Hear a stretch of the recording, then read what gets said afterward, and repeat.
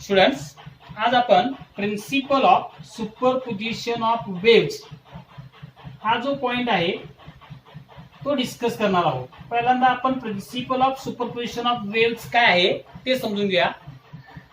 According to this principle, when two or more waves arrive at a point of medium simultaneously, then each wave produces its own displacement at that point independent of the others.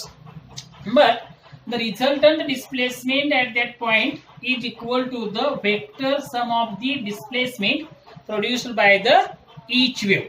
हे समजतंय का sir? इथं consider करा ए या source पासून एक wave निघाला आहे, पी पॉइंटला येतो. त्याच वेळी बी पॉइंट पासून निघालेला एक वेव्ह पी पॉइंटला येतो. त्याच वेळी समजा सी पॉइंट पासून निघालेला वेव्ह हा पी पॉइंटला येतो. एकाच वेळी असं तीन असतील. पहिला वेव्ह आपण म्हणूया डिस्प्लेसमेंट y1 आहे, कन्सिडर याचं डिस्प्लेसमेंट y2 आहे. तिसरा जो वेव्ह आहे याचं y3 आहे. असे बरेच वेव्ह जिथं येत असतात असं आपण कन्सिडर केलं तर अकॉर्डिंग टू दिस प्रिन्सिपल, हे प्रिन्सिपल काय सांगतं, each wave produce its own displacement independent of the other. म्हणजे हा जो पहिला वेव्ह आहे याचं डिस्प्लेसमेंट हे y2 y3 किंवा इथून असणाऱ्या पुढच्या वेव्हचं याच्यावर काहीच परिणाम होत नाही. किंवा हे दोन नंबरचा जो वेव्ह आहे y2 याच्यावर y1 चा y3 चा किंवा बाकीच्या कोणत्याही वेव्हचा काहीही परिणाम होत नाही. इनडिपेंडेंट त्यांचं काम जर असतं, याचं याच्यावर परिणाम होत नाही किंवा या सगळ्यांचं याच्यावर काहीच परिणाम होत नाही. पण या ठिकाणी पी या पॉइंटला असणारा जो रिझल्टंट डिस्प्लेसमेंट आहे तो मात्र किती असतो बरोबर, y is equal to y1 plus y2 plus असं एकूण सगळ्या डिस्प्लेसमेंटचं काय असेल बरं ते समेशनल वेक्टर सम असं आपण म्हणतो.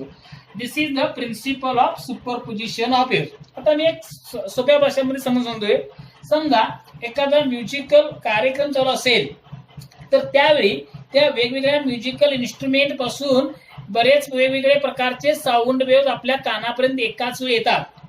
त्याच वेळी सिंगरचा आवाज देखील येत असतो. पण सिंगरचा आवाज याच्यावर त्या बाकीच्यांचा काही परिणाम होत नाही किंवा बाकीच्या इन्स्ट्रुमेंटच्या आवाजावर दुसऱ्या इन्स्ट्रुमेंटचा आपल्याला सगळं स्वतंत्रपणे ऐकायला येतं.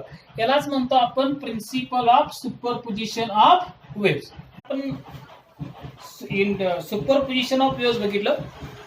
आता बघायचं आहे आपला कन्स्ट्रक्टिव्ह अँड डिस्ट्रक्टिव्ह इंटरफरन्स. या केसमध्ये आपण सुपरपोजिशन ऑफ टू वेव्स, दोनच वेव्स मध्ये होणारा मिक्सिंग किंवा सुपरपोजिशन घेतोय. आणि आपल्याला कन्स्ट्रक्टिव्ह आणि डिस्ट्रक्टिव्ह इंटरफरन्स हे जे काही कन्सेप्ट आहेत ते आपल्याला शिकायचं आहे. त्यासाठी आपला आणखीन दोन महत्वाचे कन्सेप्ट माहिती असणं आवश्यक आहे. तो म्हणजे पहिला आहे पाथ डिफरन्स. आपण पाथ डिफरन्स म्हणजे काय बघूया. बऱ्याच प्रॉब्लेम सॉल्व्ह करण्यासाठी मला पाथ डिफरन्स म्हणजे काय माहिती असणं आवश्यक आहे. तर पाथ डिफरन्स म्हणजे consider this is the first wave. हा पहिला वेव्ह आहे. This wave travels from A to P. A पासून हा पी पर्यंत आला. याचा पाथ म्हणायचा एपी, हे डिस्टन्स याला म्हणायचं पहिल्या वेव्हचं path. And the second wave हा बी पासून पी पर्यंत ट्रॅव्हल करतो.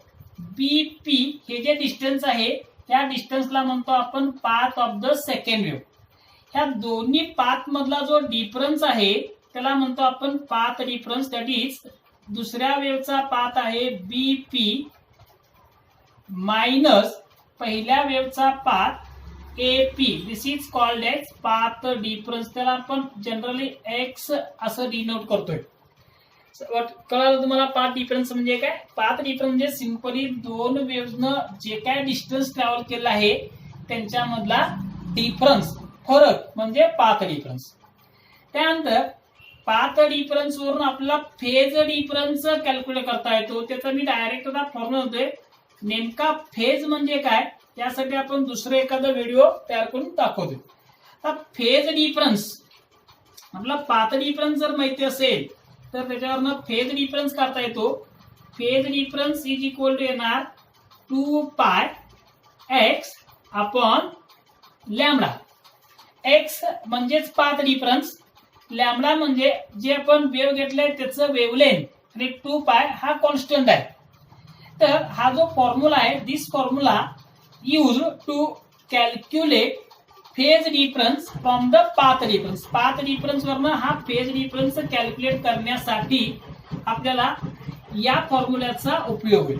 समजलं दोन्ही फेज डिफरन्स म्हणजे काय किंवा पाथ डिफरन्स म्हणजे काय हे जर तुम्हाला व्यवस्थित समजलं असेल तर आपण आपल्याला कन्स्ट्रक्टिव्ह इंटरफरन्स आणि डिस्ट्रक्टिव्ह इंटरफरन्स ह्या दोन कन्सेप्ट समजायला सोप्या जातील.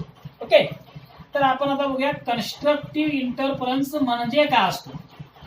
आता इंटरफरन्स म्हणजे सुपरपोजिशन किंवा मिक्सिंग. इंटरफेअर होणे म्हणजे दोन वेव्ह एकमेकांमध्ये मिक्स होणे. जसं इथं डायग्राम मध्ये मी दोन वेव्ह दाखवले. पहिला वेव्ह y1 हा ए पॉइंट पासून स्टार्ट होतो आणि दुसरा वेव्ह y2 हा बी पॉइंट पासून स्टार्ट होतो आणि दोन्ही वेव्स पी या पॉइंटला एकत्र येतात म्हणजेच ते मिक्स होतात. म्हणजेच त्याला आपण म्हणतो सुपरपोजिशन झालं किंवा त्यालाच आपण दुसऱ्याला म्हणतो इंटरफरन्स झालं. आता इथं दोन पॉसिबिलिटी आहेत. कोणकोणत्या पॉसिबिलिटी आहेत तर पहिल्या वेव्हचा क्रस्ट आणि दुसऱ्या पण वेव्हचा क्रस्ट एकत्र येऊ शकतात. पी पॉइंटला सपोज पहिल्या वेव्हचा क्रस्ट आणि दुसऱ्या वेव्हचा पण क्रस्टच एकत्र आला असेल किंवा पहिल्या वेव्हचा ट्रप आणि दुसऱ्या पण वेव्हचा ट्रपच एकत्र आला असेल तर अशा प्रकारच्या इंटरफरन्सला किंवा अशा प्रकारच्या मिक्सिंगला किंवा अशा प्रकारच्या सुपरपोजिशनला की ज्याच्यामध्ये दोन्ही वेव्हचे क्रस्ट आणि क्रस्ट एकत्र येतात किंवा दोन्ही वेव्हचे ट्रप आणि ट्रप एकत्र येतात अशा इंटरफरन्सला म्हणतो आपण कन्स्ट्रक्टिव्ह इंटरफरन्स.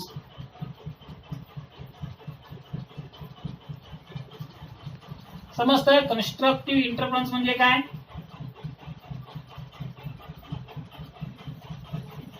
तर this is called as constructive interference.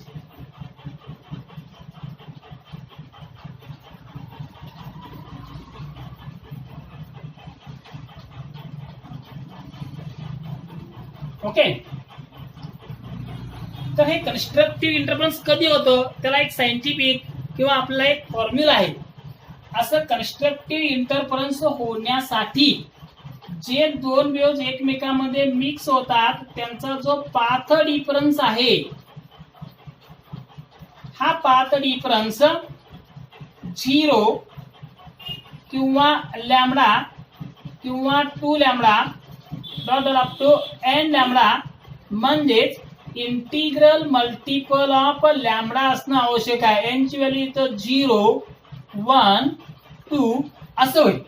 ज्यावेळी पहिल्या वेव्हचं पाथ आणि दुसऱ्या वेव्हचा पाथ यांच्यामधला फरक 0 असेल किंवा वेव्हलेंथ लॅमडा इतका असेल किंवा म्हणजे वेव्हलेंथच्या पटीमध्ये असेल तर त्यावेळी कन्स्ट्रक्टिव्ह इंटरफरन्स होतो. म्हणजेच त्यावेळी त्या दोन्ही वेव्हचे क्रस्ट तरी एकत्र येतात किंवा ट्रप तरी एकत्र येतात. त्यालाच म्हणतो आपण कन्स्ट्रक्टिव्ह इंटरफरन्स. आता आपण बघूया डिस्ट्रक्टिव्ह इंटरफरन्स म्हणजे काय होतं.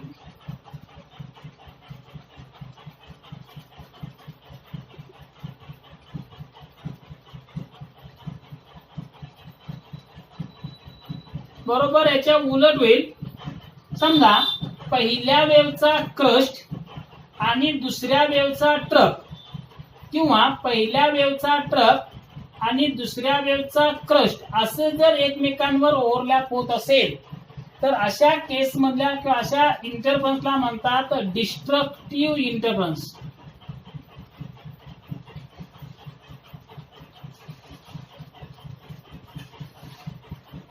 ओके, आता डिस्ट्रक्टिव्ह म्हणजे पहिला वेव्ह जो येणार त्याचा समजा क्रस्ट असेल तर दुसऱ्या वेव्हचा ट्रप त्या पॉइंट पी ला असेल किंवा पहिल्याचा ट्रप आणि दुसऱ्याचा असं जरी ओव्हरलॅप होत असेल तर त्यावेळी होणाऱ्या इंटरफरन्सला आपण म्हणतो डिस्ट्रक्टिव्ह इंटरफरन्स. आता डिस्ट्रक्टिव्ह इंटरफरन्स कधी पॉसिबल आहे किंवा त्यासाठी कंडिशन काय असते तर मी पाथ डिफरन्स मधनं कंडिशन होते ज्यावेळी दोन वेव्ह मधला पाथ डिफरन्स हा λ/2, 3 λ/2, 5 λ/2 किंवा n-1/2 लॅमडा. या ठिकाणी n ची व्हॅल्यू घेत असतो आपण. यानी स्टार्टिंग फ्रॉम 1, 2 असं इंटिजर आहे, ही कंडिशन जर सॅटिस्फाय होत असेल तर त्यावेळी डिस्ट्रक्टिव्ह इंटरफरन्स होतो. म्हणजेच ए पासून पी हे डिस्टन्स आणि बी पासून पी हे डिस्टन्स, या दोन्ही डिस्टन्स मधला फरक जर वेव्हलेंथच्या हाफ असेल किंवा 1.5 पट असेल किंवा 2.5 पट असेल तर अशा केसमध्ये त्या ठिकाणी डिस्ट्रक्टिव्ह इंटरफरन्स होतो. याचाच अर्थ पहिल्या वेव्हचा पी पॉइंटला क्रस्ट असेल तर दुसऱ्या वेव्हचा त्या ठिकाणी ट्रप येतो, किंवा पहिल्याचा ट्रपला असेल तर दुसऱ्याचा क्रस्ट त्या ठिकाणी येतो. ओके, समजलं असेल? ओके.